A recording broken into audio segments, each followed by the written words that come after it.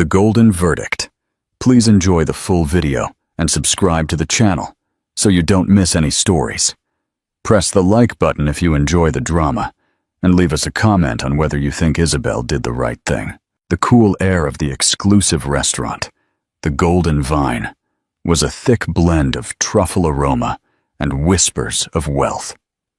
Victor Cruz, a man who built his empire on bold risks, felt invincible tonight.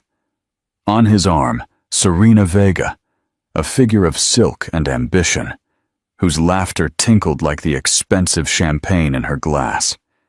He was a king in his castle, surveying his domain. Suddenly, his gaze stopped at a table across the room, nestled in a velvet-lined niche. A woman, with a serene and graceful face, turned slightly. The soft light illuminated the unmistakable curve of her pregnant belly. It was his wife, Isabel. And the man she was laughing with, the man whose hand rested near hers with natural confidence, was Julian Thorne, an industry titan. A shark in the world of finance, and the only man Victor truly feared. The world tilted on its axis, and the golden evening shattered into a million sharp pieces. The architect of deceit, Victor Cruz, believed in the tangible. He believed in the weight of a platinum watch, the deep purr of a custom engine, and the solid, reassuring consistency of a real estate portfolio that spanned half of Madrid. His life was a meticulously constructed edifice of success, and every element had its place. His wife, Isabel, with her discreet elegance and respectable lineage, was the perfect foundation.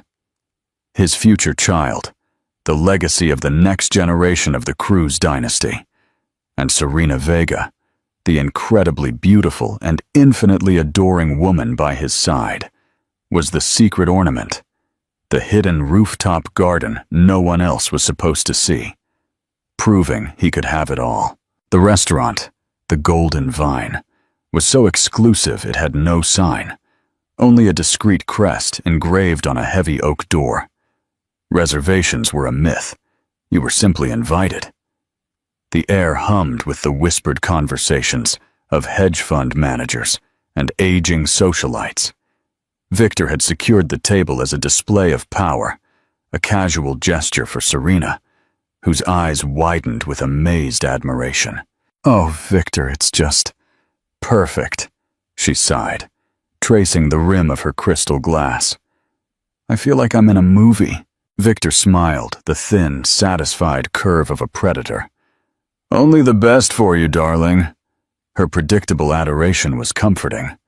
It was a stark contrast to Isabel, who had recently become distant. Their conversations revolved around nursery colors and prenatal vitamins. Her attention turned towards the child growing inside her. Victor told himself this little fling with Serena was a necessity, a pressure release valve for the stress of his world, a world Isabel no longer seemed interested in. It was a harmless distraction. He raised his glass of 25-year-old Macallan, the amber liquid catching the light like a trapped sunset. He was about to toast to their, whatever this was, when his eyes drifted across the main room. He had a habit of scanning rooms, an old habit from his early days, assessing power dynamics, noticing who was dining with whom. His gaze passed over a senator, a theater producer, and then it stopped. Dead. In the most coveted niche, the one reserved for the city's true royalty, sat Isabel. His Isabel. The soft glow of the table lamp created an ethereal halo around her, illuminating the gentle swell of her pregnancy beneath a tasteful navy dress. She looked beautiful.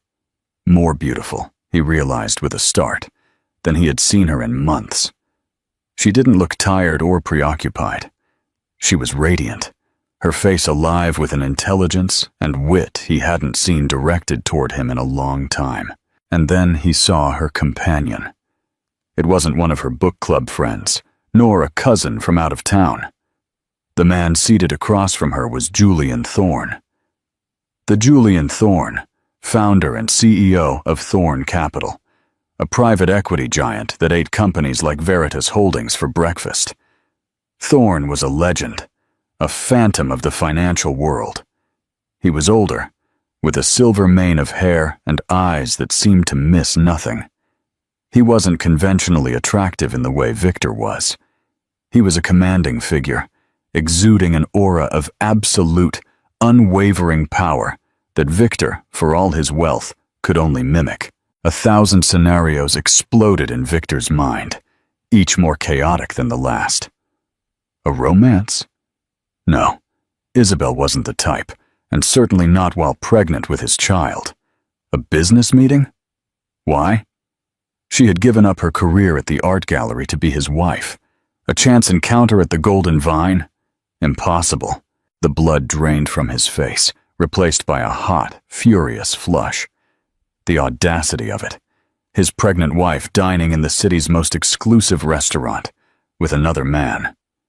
A man who could ruin him with a single phone call. He felt a primal surge of possession and betrayal. He had put her in their beautiful home, the golden cage of their apartment on the Royal Promenade, to be safe, to be his, to carry his heir. He had not put her here in the lair of his most formidable rival. "Victor, is something wrong?" Serena's voice cut through the roar in his ears. "You look like you've seen a ghost!" Victor's eyes narrowed, fixed on the scene across the room. Julian Thorne said something, and Isabel laughed. It wasn't a polite giggle. It was a full, genuine laugh, a sound he hadn't heard from her in what felt like an eternity. It was a laugh that wasn't meant for him. What would you do if you were in Victor's shoes? Would you confront your wife or leave in silence? Comment your opinion, and don't forget to like the video. "Something much worse," Victor snarled, his knuckles white around his whiskey glass. "I've seen my wife." Serena turned her head, her perfectly sculpted eyebrows shooting up. "Your wife? Here? And is that Julian Thorne?" She knew the name, of course. Everyone in their circle knew the name. The admiration in her voice was now tinged with delicious, scandalous excitement. The confrontation was no longer a possibility. It was an inevitability. He felt the threads of his carefully controlled world begin to unravel. The perfect life he had built was suddenly, shockingly, under threat. But the most galling part, the part that truly ignited his fury, was the serene, unwavering calm on Isabel's face. She didn't look like a woman caught in a transgression. She looked like a queen holding an audience, and Victor Cruz was not in the habit of being a guest in another man's kingdom, especially when the queen was his. The meticulous unraveling. The life Victor and Isabel Cruz presented to the world was a masterpiece of perfection. Their wedding photos in Vogue had portrayed a fairy tale. The handsome real estate magnate and the brilliant, beautiful art curator, marrying in a sun-drenched ceremony on the Costa del Sol. At first, it had even felt real. Isabel had been drawn to Victor's ambition, his relentless drive that seemed to bend the world to his will. He, in turn, had been captivated by her grace and intellect, a calming presence that smoothed the rough, jagged edges of his own, more raw, transactional personality. She had been a rising star at the prestigious The Ethel Gallery, with a sharp eye for emerging talent and a reputation for integrity. But Victor's world demanded more and more of her. It began with co-hosting client dinners, then managing the redecoration of their sprawling apartment, then overseeing his philanthropic activities. All roles that slowly, inexorably, pulled her away from her own career, until one day she realized she no longer had one. He framed it as a partnership. "You're the CEO of our life, Isabel," he'd say, "so I can be the CEO of the company that funds it." And for a time, she believed him. The first crack in the facade was almost invisible. A charge on the credit card statement she managed. Dinner for two at a restaurant called Diverso, on a night he was supposedly working late with his legal team. When she asked, He was evasive.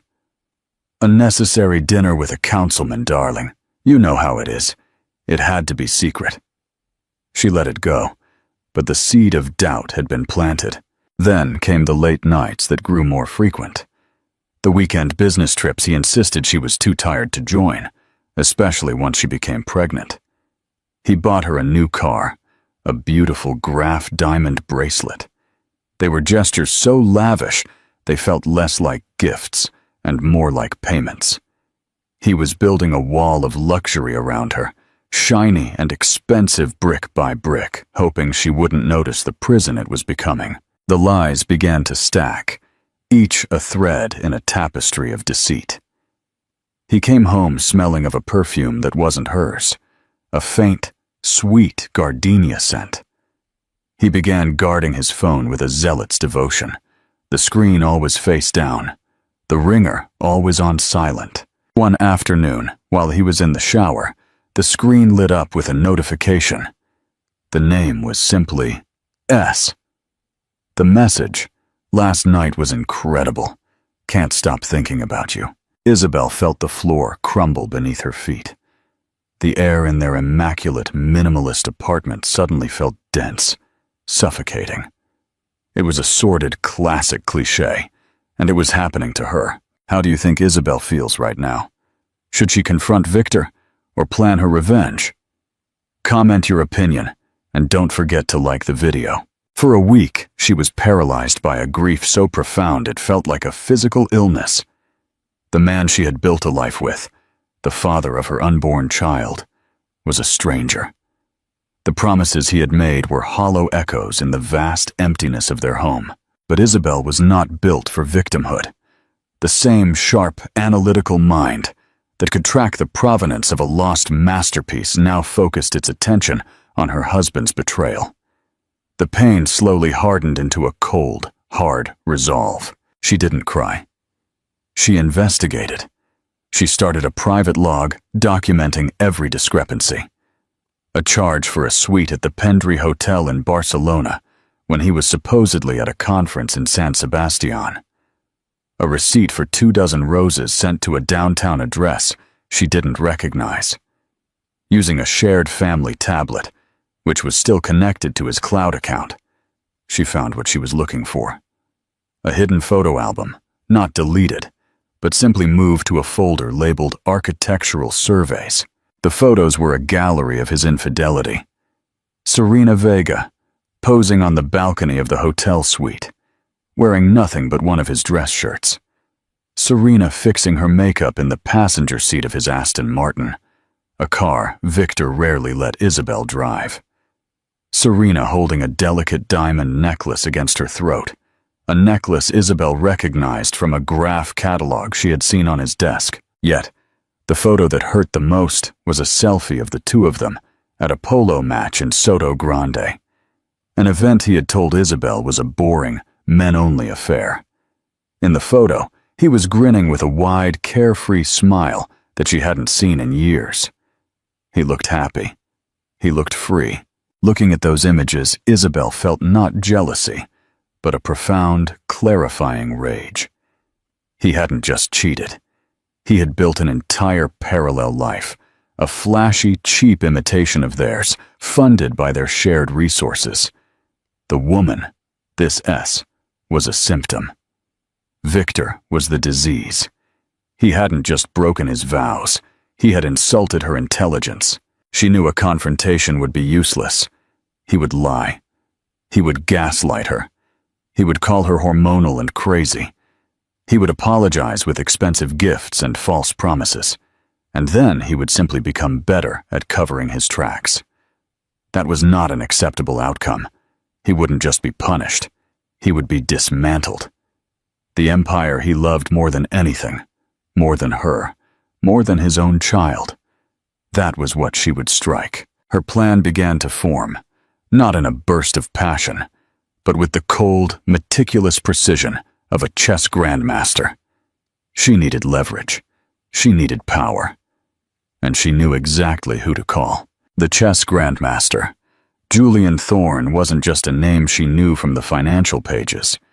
Years ago, before Victor, He had been an important patron of the Ethel Gallery. He had been impressed by a monograph she had written on the works of Joan Miro and had sought her out. They had several long, fascinating conversations about art investment and the intersection of both. He had respected her mind, her ambition. He once told her, "If you ever decide to leave the non-profit world and apply that brain of yours to making real money, call me first." At the time, she had laughed. Now, it was a lifeline. She found his private office number through an old contact. Making that call was the hardest thing she had ever done, an admission that her life was a failure. But as the phone rang, she felt a flash of the woman she used to be, the sharp, confident professional Victor had systematically erased. When his deep, calm voice answered the phone, she didn't cry or vent. She was direct. "Mr. Thorne," she said, her voice steady. "I am Isabel Cruz. I have a business proposal for you. It involves art, significant capital, and a mutual acquaintance, my husband." There was a pause on the other end, and then a low laugh. "Mr. Cruz," Julian Thorne replied, his voice full of intrigue. "I'm listening." From Isabel's vantage point in the luxurious velvet niche of the Golden Vine, the restaurant was a stage, and she was its director. Every detail of this evening had been meticulously planned. A piece of performance art designed for an audience of one, her husband.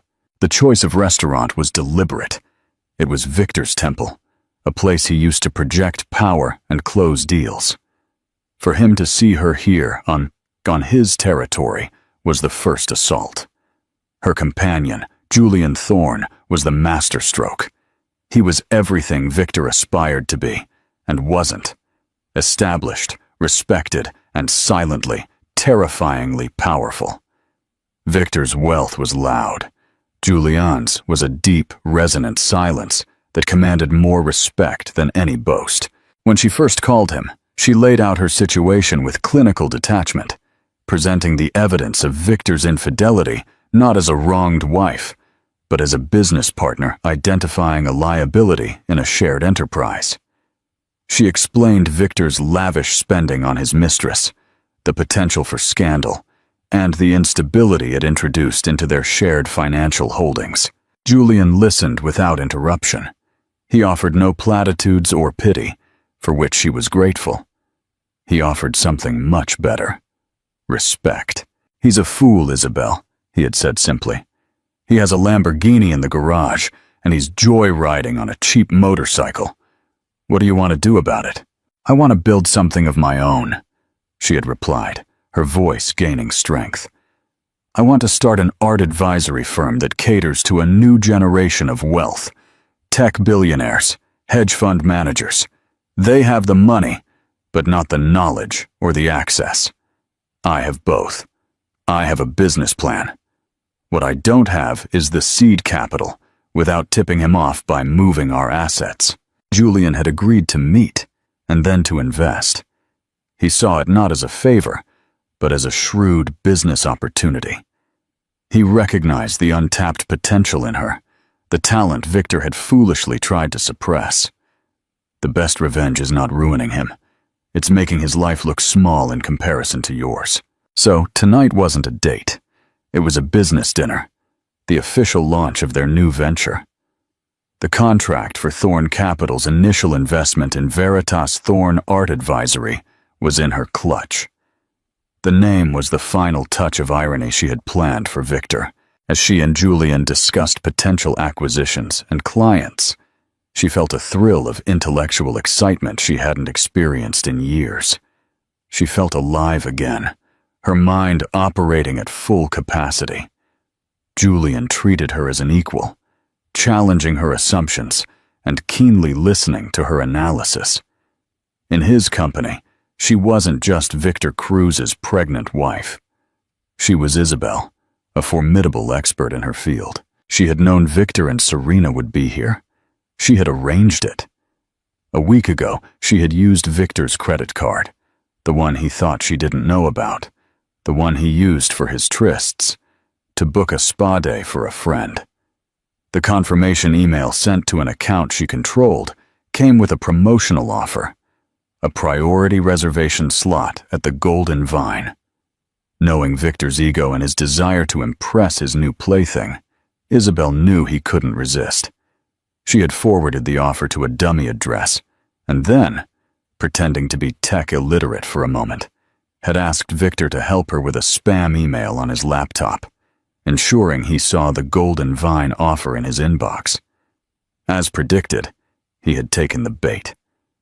He probably used the same offer to book his own table, feeling smug and ready. Now, as she laughed at a dry joke Julian made about a particularly vulgar piece of modern art, she felt a subtle shift in the restaurant's atmosphere, a ripple of tension. She didn't need to look. She could feel Victor's stare on her, hot and heavy, laced with disbelief and fury. She let him look, let him simmer in the venom of his own assumptions. "It seems your husband has arrived," Julian murmured, without even looking in Victor's direction. He was watching Victor's reflection in the polished silver wine cooler on their table, and he doesn't seem pleased. "His pleasure is no longer my concern," Isabel said, her voice as cool and smooth as the water in her glass. She took a deliberately slow sip. Her eyes met Julian's over the rim. "Let him watch. It's important he understands the rules of the game have changed. This is a dangerous game, Isabel," Julian warned, his tone serious. "Men like Victor, when they are cornered, don't become reasonable. They become reckless." "I know," she replied. "I'm counting on it. His recklessness will be his downfall. I, on the other hand, have a plan." She could see him in her periphery now, a storm cloud on his face as he spoke to the blonde beside him. He was cooking, his ego at war with the potential embarrassment of a public scene. She knew which would win. His ego always won. She gave Julian a small, conspiratorial smile. "Let's order the Dover sole. I hear it's excellent, and I'd like to be enjoying my main course when he finally gathers the cojones to come over." Her calm was her armor. Her pregnancy, which Victor saw as a vulnerability, a chain that bound her to him, was her strength. She was fighting for more than just herself now. She was fighting for her child's future, a future she was determined would not be shaped by a weak, lying man. The thread of Victor's lies had been unraveling for months. Tonight, she was going to pull it, and his entire world would come undone. Execution. The first blow. The 10 minutes it took Victor to cross the restaurant felt like an hour. Isabel watched his approach, not with apprehension, but with a scientist's curiosity, observing a predictable chemical reaction. She saw the internal battle in his rigid posture, the desire to maintain his public image, clashing with the primal rage of a man whose authority had been challenged, a rage she knew was winning. Serena walked a step behind him, her face a mask of anxious excitement. She looked like a tourist at an accident scene, horrified, but unable to look away. She was out of her depth, a supporting actress who had wandered into the climax of a far more complex drama than she had imagined. Victor stopped at their table, planting his hands firmly on the edge and leaning forward, an open act of intimidation. He ignored Julian completely, his furious gaze locked on Isabel. "What is this, Isabel?" he demanded, his voice a low growl meant only for them, though heads were already beginning to turn. "What in God's name are you doing here?" Isabel calmly placed her fork next to her plate of seared scallops. She looked up at him, her expression not that of a frightened wife, but of a disappointed CEO addressing a failed subordinate. "I'm having dinner, Victor. It's a common activity. You should try it sometime, preferably with your actual wife." The dart hit home. A muscle in his jaw twitched. "Don't play games with me. You're here with him." Finally, he jerked his head toward Julian, the name a curse on his lips. Julian Thorne did not flinch.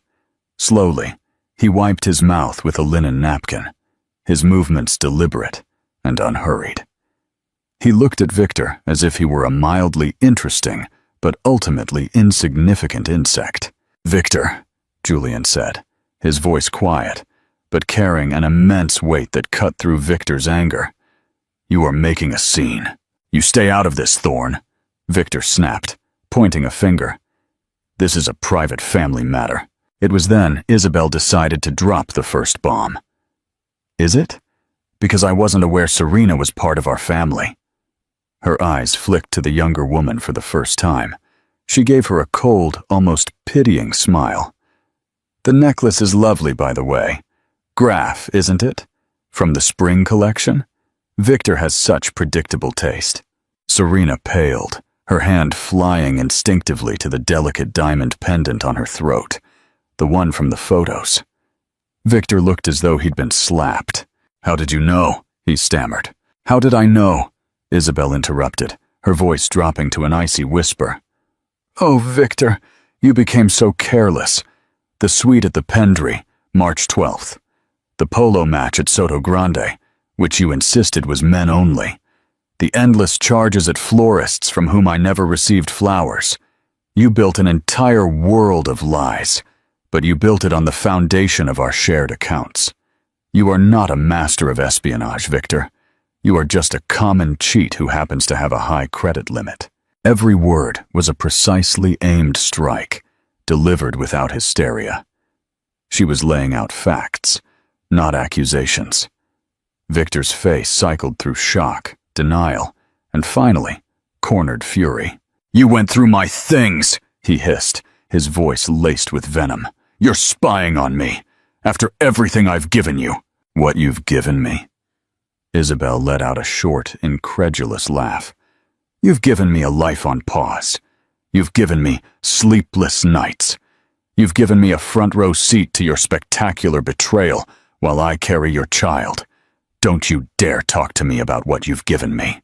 Victor, stripped of his lies, resorted to his most basic instinct: misogyny. "You're hormonal, Isabel. The pregnancy is making you paranoid. Why don't you go home and rest? We can discuss this when you're thinking clearly." He reached out for her arm, a gesture of condescending possession. Before he could touch her, Julian Thorne moved. He didn't stand up. He didn't raise his voice. He simply placed his hand flat on the table, a gesture that somehow seemed to suck all the air out of the vicinity. "Victor," he said, and this time his voice was different. The courtesy was gone, replaced by the chillingly quiet tone of a man who could bankrupt countries. "Isabel is not going anywhere, and I would strongly advise you to remove your hands from my table." The power shift was palpable. Victor's hand froze mid-reach. He was a wealthy man, but Julian Thorne operated on a different plane of existence. Julian continued, his eyes locked on Victor. "I hear you lost the bid for the Quattro Torres last week. A shame. My sources tell me your financing was shaky, over-leveraged. It's a pity what can happen to a man's reputation and his credit lines when word gets out that his personal life is as unstable as his portfolio." It was a direct threat, cloaked in the language of a business observation. It was Julian showing Victor that he not only knew about the affair, but he knew about the cracks in Victor's financial empire. He knew where Victor was vulnerable. Victor recoiled, as if he had touched a hot stove. The fight drained out of him, replaced by a sickening, dawning horror. This was not a domestic quarrel. This was an execution. He had walked into a trap, and the man holding the shotgun wasn't his wife, but the corporate jungle's most dangerous predator. Isabel delivered the final devastating blow. "I'm not coming home, Victor. Not tonight, and not ever. My attorney, Ms. Alexandra Vance, will be in touch with yours in the morning with the preliminary divorce filings. I believe she's already had a forensic accounting team investigating Veritas Holdings for the past 6 weeks. You may want to tell your CFO to prepare for that." Victor stared at her, his mouth agape. 6 weeks. She had been planning this for 6 weeks. While he was sneaking around with Serena, Isabel had been assembling an army. He looked from Isabel's cold, resolved face to Julian Thorne's impassive, powerful one. He looked at Serena, who was now staring at him with a mix of fear and contempt, the fantasy of her millionaire prince dissolving before her eyes. The entire restaurant was watching them. Whispers, a rising chorus of his public humiliation. He had walked in as a king. Now he was just a fool in a well-made suit. "You'll regret this." He managed to choke out the words that tasted like ash. "No, Victor," Isabel said, picking up her fork again, as if he were already gone. "I'm just getting started." Defeated and exposed, Victor retreated from the table, dragging Serena with him like luggage. The short walk back to their own table was a gauntlet of whispers and averted eyes. He felt the weight of 100 stares, each one a pinprick to his deflated ego. The silent sanctuary of the Golden Vine had transformed into a courtroom, and he had been judged and found wanting. The aftermath back at their table, the silence was thick and suffocating. The perfectly seared foie gras and the bottle of Chateau Margaux remained untouched, monuments to a ruined evening. Victor slumped into his chair, his face ashen. He wasn't thinking about Isabel or Julian. He was thinking about the words, forensic accounting, and shaky portfolio. He was thinking about the Cuatro Torres deal, a catastrophic loss he had managed to keep out of the press. How did Thorne know? The threads of panic began to tighten around his chest. Serena, however, was processing a different kind of devastation. Her fairy tale had just been violently rewritten into a cautionary tale. The powerful, in-control man who had seduced her turned out to be a clumsy infidelity amateur, easily outmaneuvered by his pregnant wife. The illusion of his omnipotence shattered, and in its place, she saw a weak, pathetic man lashing out. "So that's it?" she finally said, her voice sharp, stripped of her usual breathless adoration. "All this time you told me she was fragile, that you were staying with her through the pregnancy out of pity." "Shut up, Serena," Victor muttered, rubbing his hands over his face. "No, I won't shut up," she retorted, her voice rising. "You used me. You made me believe I was going to be the next Senora Cruz, but you were just playing house while she was planning a war." The realization hit her with humiliating clarity. She wasn't the cherished secret. She was the sideshow, the convenient distraction. Isabel wasn't the obstacle. She was the main event. "Did you hear what he said?" Victor hissed, his eyes darting nervously. "Thorne knows about my financials. She's been feeding him information. She's trying to ruin me." Paranoia was taking root now. It wasn't just a divorce. It was a corporate espionage plot. Serena looked at him, and for the first time she felt neither desire nor awe, but contempt. It was all about him, his company, his reputation. She was just collateral damage. The diamond necklace suddenly felt heavy and cheap around her neck, a marker branding her as a fool. "She's not just trying to ruin you, Victor," Serena said with a cold laugh. "I think she already has. You look pathetic." Without another word, she stood up, her slender figure rigid with anger. She unclasped the Graf necklace and let it drop onto the table, where it clinked softly against the fine porcelain. "I'm done being your distraction. Find someone else to finance your midlife crisis." She turned and walked out, her head held high, leaving Victor alone at a table for two, surrounded by the wreckage of his two lives. Liberation across the room. Isabel and Julian finished their meal in serene calm. Isabel felt no triumph or joy. She felt a deep, somber sense of liberation, as if a great weight had lifted from her soul. The public detonation had been a necessary, ugly step, but it was over. Now the real work could begin. When the check arrived, Julian placed his black credit card on the tray. "Allow me," he said, "a toast to our new venture." "To new ventures," Isabel accepted, raising her water glass. As they rose to leave, they passed Victor's table. He was still sitting there, staring blankly at the necklace glistening next to his untouched plate. He looked up as they passed, his eyes pleading and lost. He opened his mouth to speak, but no words came out. Isabel met his gaze for a moment, her expression unreadable. There was no hatred in her eyes, no anger. There was nothing. He had become irrelevant to her, a phantom of a life gone by. She then turned and walked out of the restaurant, stepping into the cool night air, leaving Victor Cruz alone in the ruins of the golden cage he had so carefully built. The illusion had not just shattered, it had been systematically crushed into dust. The new legacy. The day after the confrontation at the Golden Vine, the city felt different. Isabel was not hiding in the cavernous apartment on the Royal Promenade, awaiting Victor's inevitable, pathetic apologies.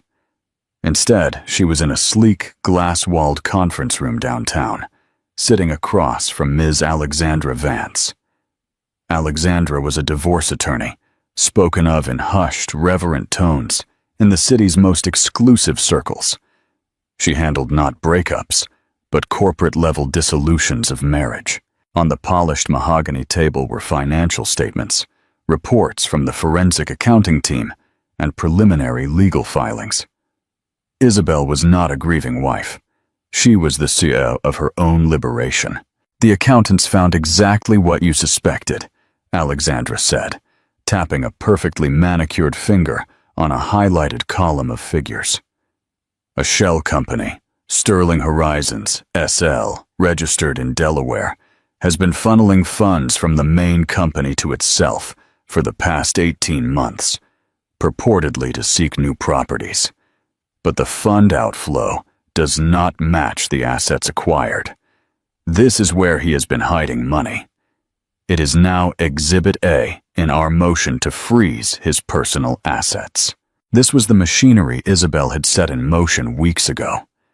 The moment she confirmed Victor's affair, she had not only called Julian Thorne, she had hired Alexandra Vance. While Victor was buying Serena jewelry, Isabel was paying the retainers for a team of the city's best financial investigators. She had played the part of the preoccupied, pregnant wife perfectly, all while methodically building the case that would dismantle his life. "And Mr. Thorne's involvement?" Alexandra asked, looking over her glasses. "He is the seed investor in my new company," Isabel explained calmly. "Veritas Thorne Art Advisory. The initial capital transfer was made yesterday afternoon to our new corporate account." Alexandra raised an impressed eyebrow. "You secured your financing before declaring war. Brilliant. Victor will try to paint this as a romance, that you are in a relationship with Thorne. He will use it to try and nullify the prenuptial agreement." "Let him try," Isabel said, a flash of steel in her eyes. "Our contract is ironclad. Julian is a limited partner and mentor. Our relationship is purely professional. He will testify to that under oath, and his reputation for integrity is significantly stronger than my husband's. Besides, Victor's serial infidelity and fraudulent diversion of marital assets will invalidate his arguments." She was speaking a new language now, the language of power, law, and finance. She had learned it fast. The true genius of her plan was not just how she was leaving Victor, but how she was positioning herself. She wasn't taking half of his assets to quietly go live elsewhere. She was using her legal entitlement to that capital as the base for her own empire, right in his backyard. She was becoming his competitor. Later that afternoon, Isabel stood in a sunny Enajnavtis in a loft in the Salamanca district, the future headquarters of her firm. The space was a zone of exposed brick walls and vast industrial windows, overlooking the Plaza Mayor. Julian Thorne stood beside her, hands in his pockets, surveying the location's potential. "It's a good space," he said. "Good light. Artists will approve." "That's the idea," Isabel replied, a genuine smile on her lips. This won't be a stuffy gallery downtown. It's for a new world, a new kind of collector. You're not just building a business, are you? Julian observed, his gaze perceptive. Isabel watched dust motes dance in the sunbeams. For years, my identity was Victor Cruz's wife. I was an accessory he acquired to complete an image. When I found out about the affair, I realized the image was a lie and the frame was a cage. I'm not just breaking the frame, Julian. I'm painting a whole new masterpiece, and this time I'm signing it with my own name. She placed a hand on the gentle curve of her belly, feeling the soft flutter of her baby. This loft wasn't just an office. It was a declaration of independence. It was the first brick in a new legacy, one built not on lies and acquisitions, but on her own talent, her own resilience, her own name. Victor had thought he was the architect of their lives, but he had made one fatal mistake. He had underestimated his partner. He never realized that while he was building a house of cards, she was quietly laying the foundation for a fortress. The fall of the House of Cruz, the day after, the fallout was not a distant storm. It was a Category 5 hurricane, making landfall directly on Victor Cruz's life. It began with a knock on his apartment door the following morning, so sharp it felt like a sentence. It was his chauffeur, holding a copy of El País with the rigid formality of a funeral director. Victor took it, his hands trembling slightly. There, on the front page of the business section, was a photo of him. An unflattering, candid shot from a gala last year. The image of arrogant success. The headline was a stiletto straight to the heart. The tainted Cruz empire. Scandal threatens real estate dynasty. He slumped onto a leather armchair, the newspaper crinkling in the apartment's silence. The article, written by a notoriously sharp investigative journalist, was a masterpiece of character assassination. It detailed the shell company, Sterling Horizons, SL, with a clarity that implied the journalist had been handed a roadmap. It spoke of a pattern of reckless spending on non-business-related assets and personnel, a thinly veiled reference to Serena. Most damningly, it quoted anonymous sources within the lending community, expressing serious concerns about the stability of Veritas Holdings' leadership and the potential misappropriation of corporate funds for personal use.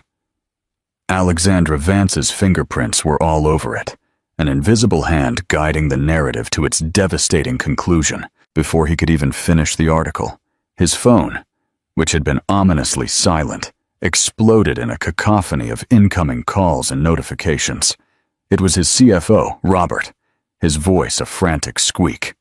"Victor, the market has opened. We are in free fall. The stock is down 20% at the open bell. What in God's name is this article? What is Sterling Horizons?" Victor couldn't answer. He was staring at the business news channel on the flat-screen TV. The ticker for Veritas Holdings was a crimson arrow pointing straight down. The caption at the bottom of the screen read, "VTH plunges amid CEO scandal and divorce proceedings." His personal life, the one he had deemed separate and private, was now the headline dragging his life's work into the abyss. His credit cards were the next to fail. He tried to order an extravagant breakfast on an app, a defiant act of normalcy, only for the transaction to be denied. He tried another card, then another. Payment failed. Payment failed. Payment failed. The message flashed on his phone, each notification a small electronic slap. Alexandra Vance had kept her word. The asset freeze was absolute. He was a paper millionaire, but in that moment, he couldn't afford a coffee. The following days blurred into a paranoid haze. He paced the vast expanse of the apartment, a caged animal rattling the bars of his golden prison. Silence was his torturer, broken only by the incessant, futile ringing of his calls to Isabel's phone. He left dozens of voicemails, his tone wildly shifting from rage-filled threats to pathetic pleas. "Isabel, you can't do this! You're destroying our life!" he shouted. Hours later, he'd call again, his voice cracking. "Isabel, please, I'm sorry. I was a fool. We can fix this. Think of the baby." But his words vanished into a digital void. The only response he received was the cold, formal text of Alexandra Vance, a digital wall he couldn't breach. He was completely and utterly excommunicated from the life he had built. A week after the story broke, he was summoned to the boardroom. As he walked through the gleaming lobby of the cruise tower, the building, a monument to his own ego, felt like a phantom. Employees, people he had hired and mentored, hurried past, their eyes fixed on their phones or the floor, anywhere but on him. The walk of shame down the marble corridor to the boardroom was the longest of his life. The faces around the massive oak table were grim. These were men with whom he had shared cigars and billion-dollar deals. Now they looked at him with the cold assessment of butchers, examining a piece of meat that had spoiled. Victor, William Davis, the senior board member, and a man Victor had once considered a father figure, cleared his throat. "We have all read the papers. More than that, our lenders have read them. Our shareholders certainly have. Our stock value has halved. We are facing half a dozen shareholder lawsuits as of this morning. This is a personal matter, Will," Victor pleaded, his voice hoarse. "My wife she's not well. She's being vindictive. This is blackmail." It ceased to be a personal matter when Sterling Horizons, SL, appeared on our balance sheets. Another director interjected coolly. "It ceased to be personal when you exposed this entire company to public ridicule and financial ruin." William slid a single sheet of paper across the polished table. "Your employment contract, paragraph 12, section B. The morality clause.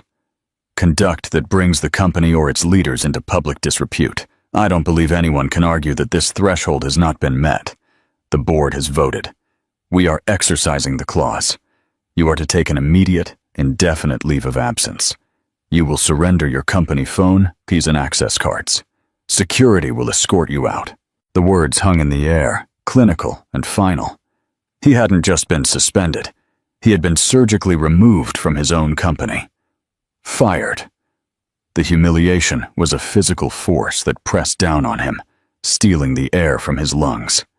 He was escorted out of the room, and then out of the building. A single box of his personal items in his arms as he stood on the pavement outside his tower, the city lights seeming to mock him.